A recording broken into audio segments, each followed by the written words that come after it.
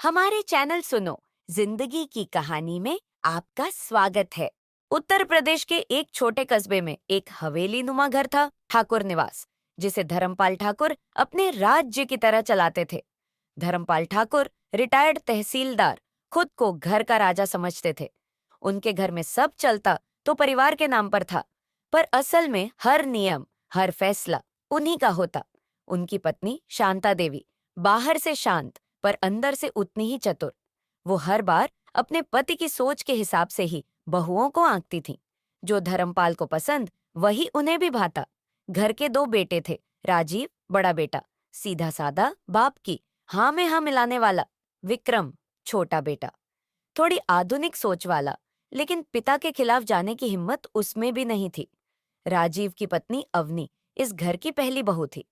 6 साल से इसी घर में थी और इतने सालों में उसने खुद को मुख्य बहू के सिंहासन पर बैठा लिया था।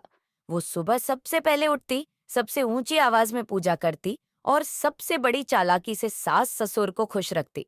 फिर आई सान्या, विक्रम की पत्नी। सान्या पढ़ी लिखी, स्मार्ट और बेहद शांत लड़की थी। वो बहस नहीं करती थी, पर जो देखती थी उसे समझ लेती थी। दिखने में मासूम, लेकिन चालाकी में अवनी से कुछ कम नहीं। शादी के पहले ही दिन अवनी ने सान्या को गले लगाकर कहा, अब तो मेरा मन लग जाएगा, छोटी बहन जैसी हो तुम। लेकिन शांता देवी की एक बात ने सारा माहौल बदल दिया। वो मुस्कुराकर बोली, अब देखना है कौन बहू कितनी समझदार है। वो एक मुस्कान नहीं, एक घोषणा थी कि अब घर में दो रानियां हैं, पर राज सिर्फ एक का होगा। कुछ ही हफ्तों में शांता देवी ने सान्या की तारीफ शुरू कर दी। देखो कैसे जल्दी सीख गई किचन के काम। सान्या की सब्जियों में तो पुरानी मिठास है। धर्मपाल भी धीरे धीरे सान्या के शांत स्वभाव से प्रभावित होने लगे। अवनी का खून खौल उठा। उसे लगने लगा उसका सिंहासन खिसक रहा है। एक दिन उसने सान्या को ताना मारा, कुछ लोग तो शादी के बाद भी अपने मायके वाला स्टाइल नहीं छोड़ते, संस्कार घर के कपड़ों में ही झलकते हैं।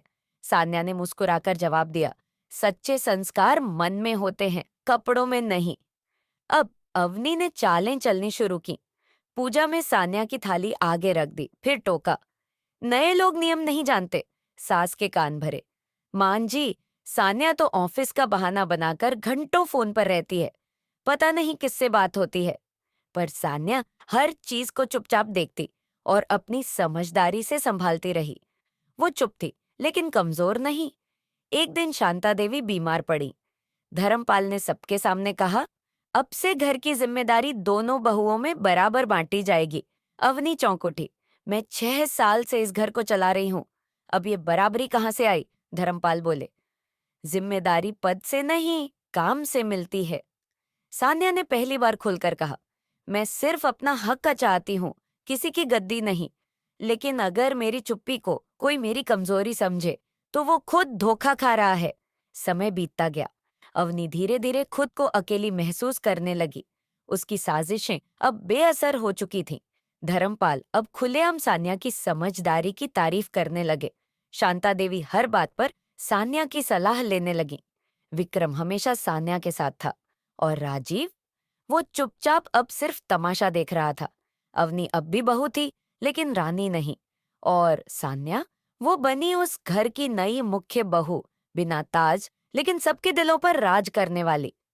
घरेलू रिश्तों में असली जीत उसकी होती है, जो बिना शोर किए शांति और समझदारी से खुद को साबित करता है। सत्ता और सम्मान जबरदस्ती नहीं छीने जाते, वो धीरे धीरे अपने आचरण से कमाए जाते हैं। चालाकी और हक जताने से कोई मुख्य बहू नहीं बनती। जो खुद को नहीं जताती लेकिन सबका भरोसा जीत ले, वही असली रानी होती है घर की।